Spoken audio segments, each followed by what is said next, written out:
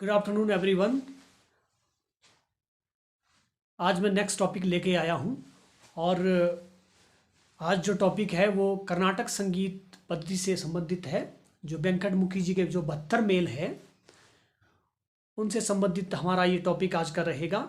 और जो 72 मेल है, वेंकट मुखी जी ने जो 72 मेल निकाले हैं उनको जो निकालने का फॉर्मूला है वो क्या है, किसने दिया, इसके बारे में हम तमाम जानकारी के बारे में चर्चा करेंगे। तो चलिए आज का लेक्चर स्टार्ट करते हैं। जैसा कि वेंकट मुखी जी ने 72 मेल पद्धति बनाई और उसमें उन्होंने जो है 72 मेलों को 36 आपके शुद्ध मध्यम और 36 आपके तीव्र मध्यम, जो कि कर्नाटक में जिसे प्रति मध्यम कहा जाता है, तो 36-36 करके इस प्रकार जो है 72 मेल हो जाते हैं। इस तरह से उन्होंने डिवाइड किया। शुद्ध मध्यम से 36 निकाले, फिर तीव्र मध्यम से यानी कि प्रति मध्यम से 36 निकाले, इस प्रकार 72 मेल हो जाते हैं।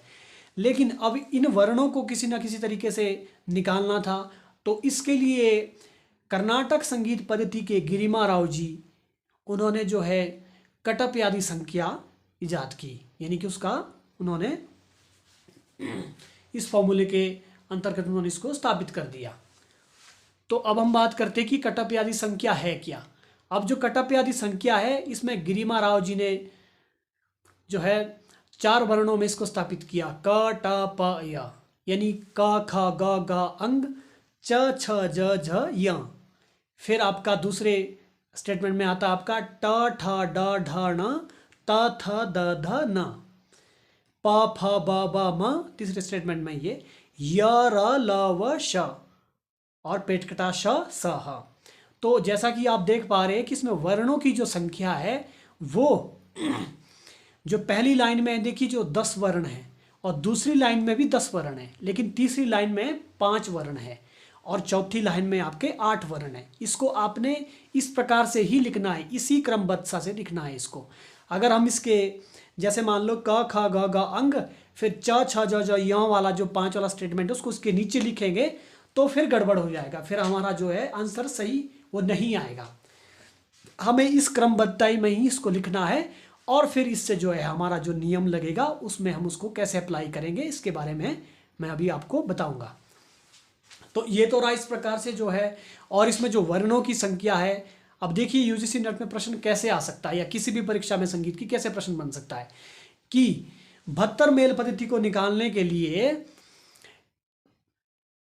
किसने कटपयादि संख्या इजाद की, तो गिरिमा राव जी इसका आंसर हो गया। और दूसरा प्रश्न ये बन सकता है कि गिरिमा राव जी ने जो है 72 मेल पद्धति को निकालने के लिए कितने वर्णों में इसको डिवाइड किया, यानी विभाजित किया। तो 4 वर्णों में डिवाइड किया, क ट प य, और इसी को कटपयादि कहा गया।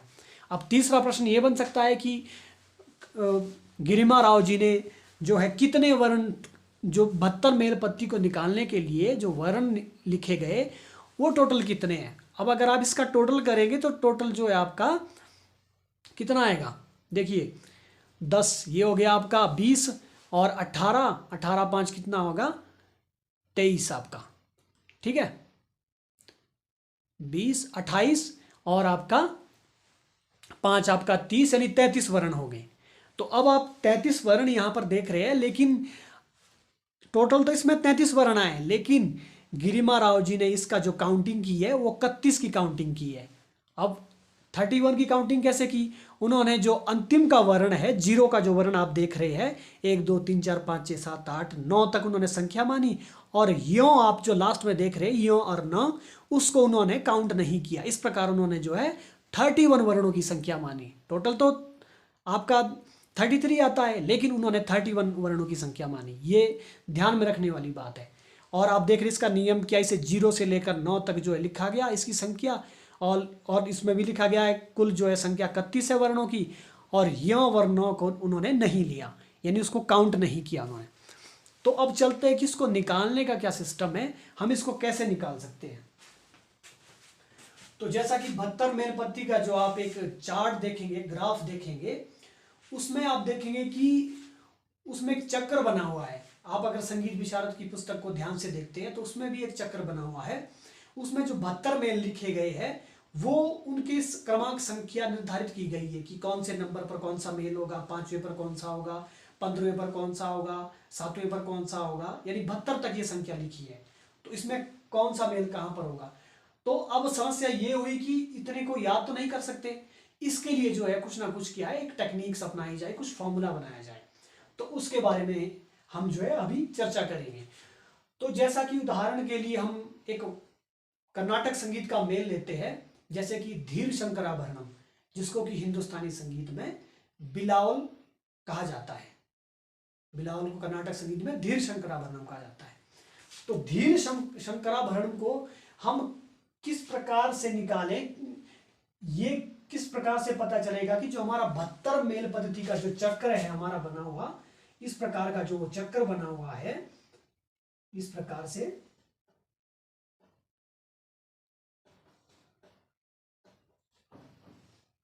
ये जो चक्र बना हुआ है वो किस स्थान पर है, हम इसके बारे में जो है हम चर्चा करेंगे। जैसे उदाहरण के लिए धीर शंकराभरणम एक हम कर्नाटक संगीत का मेल ले लेते हैं।